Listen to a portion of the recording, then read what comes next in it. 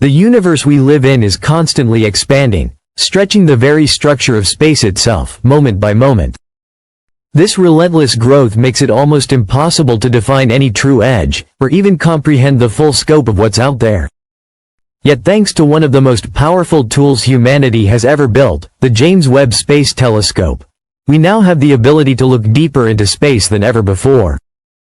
More than just a telescope, it's a time machine, a window into the distant past and the furthest reaches of the cosmos. Since it began sending back data, scientists and astrophysicists, including renowned figures like Professor Brian Cox, have uncovered discoveries that are reshaping our understanding of the universe. What they've found is mind-boggling. Within the part of the universe we can observe, the section from which light has had time to reach us, there are an estimated 2 trillion galaxies. That number alone is nearly beyond imagination. And remember, that's only the visible portion. What lies beyond may be vastly larger, perhaps truly infinite, hidden from our view by the limits of light and time. But we are not outsiders peering in. We are woven from the same elements as the stars themselves. In a way, we are the universe becoming aware of itself, seeking to understand its own nature and origins. With instruments like the James Webb Telescope, we're not just exploring the cosmos, we're exploring existence itself. Understanding scale. From Earth to the stars, let's start with a scale we can grasp. If you were to drive around Earth's equator at 70 miles per hour without stopping, it would take about 15 days to make a full circle. Reaching the moon at the same speed would take around 5 months. To get to Mars, even when it's closest to Earth, you drive non-stop for over 60 years. And Neptune, the farthest known planet in our solar system? Over 4,000 years of constant driving. These numbers feel massive, but they're still just the beginning. Voyager 1, the farthest spacecraft ever launched, left Earth in 1977 traveling at a blistering 38,000 miles per hour. Even at that incredible speed, it took 35 years just to exit our solar system, finally crossing into interstellar space in 2012. Even light, the fastest thing in the universe, which can circle Earth 7 times in a single second, starts to seem sluggish when measured against cosmic distances. Our entire solar system, vast as it is just a microscopic speck in our home galaxy, the Milky Way. This galaxy alone holds around 300 billion stars, most of which may host planets of their own. Our nearest star system, Alpha Centauri, is 4.3 light-years away.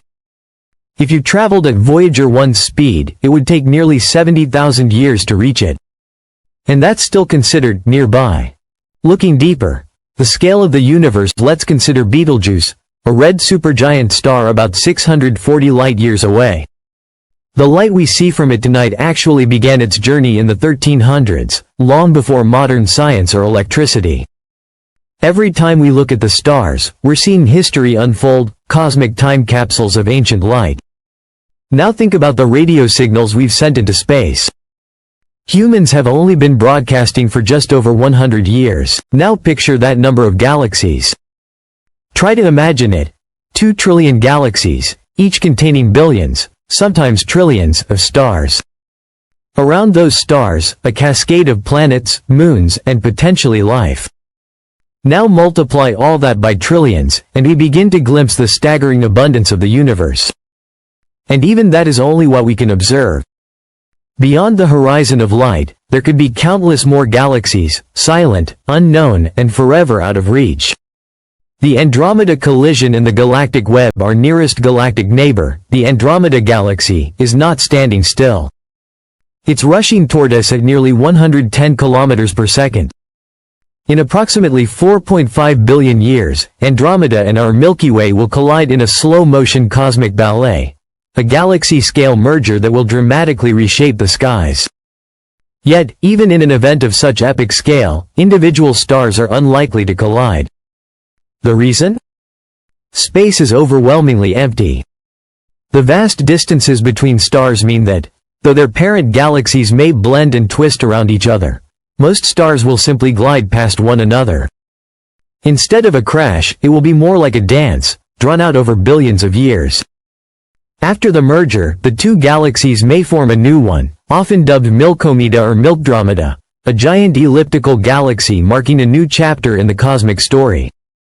Zooming out further, we find that the Milky Way and Andromeda are just two members of the local group, a small cluster of over 80 galaxies bound together by gravity. This group includes both massive spiral galaxies and tiny dwarf galaxies orbiting them like celestial satellites. But the local group is only a small part of something even bigger, the Virgo Cluster, a vast family of over 1,500 galaxies, located about 65 million light-years from Earth. And the Virgo Cluster itself is just a corner of an enormous region called the Laniakea supercluster, our home in the cosmic address. Laniakea spans over 500 million light-years and contains more than 100,000 galaxies. And even that colossal structure is just a single filament in a mind-bendingly massive network of cosmic structures.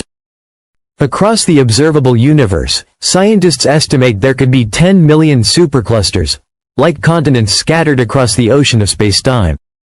The universe's structure and its deep mysteries beyond these immense formations lies the cosmic microwave background, a faint, ancient glow that bathes the universe. It is the afterglow of the Big Bang, the earliest light that could travel freely through space, now stretched into microwaves by the universe's expansion. This light has been traveling toward us for 13.8 billion years, carrying the imprint of the universe's birth. But the structure of the universe doesn't end with what we can see. As we look deeper, we begin to uncover enormous dark regions called cosmic voids, vast, silent expanses where there are few galaxies, little matter, and almost no visible structure. These voids can stretch across hundreds of millions of light-years, yet they are not truly empty. They are the dark lungs of the universe, waiting, perhaps, to be seeded with new galaxies in the far future. Surrounding these voids are massive cosmic filaments, unimaginably long threads of galaxies, dark matter, and intergalactic gas that stretch across the universe like veins of cosmic light. These threads, woven together, form what scientists call the cosmic web, a breathtaking lattice that connects everything in the cosmos, held together by the invisible hand of gravity. Within this web, the universe is anything but static. Galaxies merge, stars are born in luminous nurseries, and old stars die in supernovae, scattering the heavy elements that form planets, and even life. Some of these deaths lead to the creation of black holes, regions of space where gravity is so intense that not even light can escape.